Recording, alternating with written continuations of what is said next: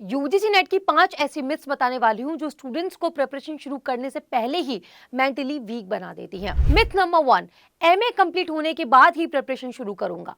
ये सबसे कॉमन और सबसे डेंजरस मिथ है। बहुत सारे स्टूडेंट सोचते हैं कि अभी बीए या एमए पर फोकस करते हैं, नेट की प्रिपरेशन तो डिग्री कंप्लीट होने के बाद भी कर लेंगे। लेकिन सच ये है कि यूजीसी नेट एक ऐसा एग्जाम है जिसमें कंसेप्ट ओवरनाइट बिल्ड नहीं होते हैं। Political theory, thinkers, public administration, international relations, Indian government and politics, इन सब पर कमांड धीरे धीरे बनती है। इसलिए जो स्टूडेंट जल्दी स्टार्ट करता है उसके पास रिवीजन के लिए भी टाइम होता है और कंसेप्ट को मैच्योर करने के लिए भी। मिथ नंबर 2, सिर्फ पीवाईक्यूज करने से नेट निकल जाएगा। आजकल सोशल मीडिया पर पीवाईक्यूज को लेकर बहुत हाइप बना हुआ है और मैं भी मानती हूं कि पीवाईक्यूज इंपॉर्टेंट है। लेकिन एक बात, पीवाईक्यूज आपको एग्जामिनर का माइंडसेट बताते हैं, लेकिन सिलेबस की डेप्थ, कंसेप्चुअल क्लैरिटी और एनालिटिकल अंडरस्टैंड पीवाईक्यूज नहीं देते हैं। मिथ नंबर 3, यूजीसी नेट सिर्फ टॉपर स्टूडेंट का एग्जाम है। इस मिथ ने बहुत सारे कैपेबल स्टूडेंट्स का कॉन्फिडेंस तोड़ दिया है।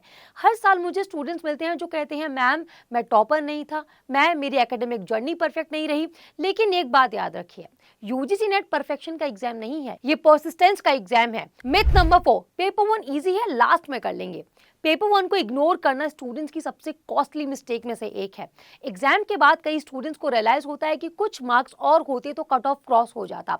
Teaching aptitude, research aptitude, ICT, reasoning और डीआई को भी एक सिस्टमैटिक प्रिपरेशन चाहिए ही चाहिए। मिथ नंबर 5, अब तो बहुत लेट हो गया है। ये myth specially MA final students में बहुत कॉमन होता है।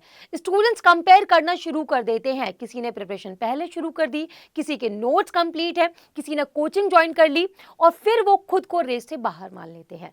लेकिन रियलिटी ये है कि प्रिपरेशन में इंपॉर्टेंट ये नहीं होता कि आपने कब स्टार्ट किया, बल्कि इंपॉर्टेंट ये होता है कि आप स्टार्ट करने के बाद कितनी सिंसेरिटी से कंटिन्यू करते हैं। अगर आप बीए या एमए के स्टूडेंट हैं और आपको लगता है कि ग्रेजुएशन में सब्जेक्ट पर स्ट्रॉन्ग कमांड नहीं बन पाई है या एमए में कंसेप्ट उतनी क्लियर नहीं हो पाए जितना होना चाहिए, तो टेंशन लेने की जरूरत नहीं है।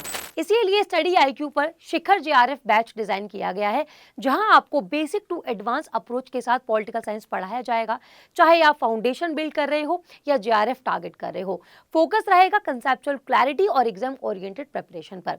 अगर आप इनरोल करना चाहते हैं तो जया लाइफ कोड यूज कीजिए फॉर एक्स्ट्रा डिस्काउंट और कमेंट करके मुझे जरूर बताइएगा कि इन 5 मिथ्स में से कौन सा मिथ आप सबसे ज्यादा सुनते आए हैं। मिलते हैं नेक्स्ट वीडियो में।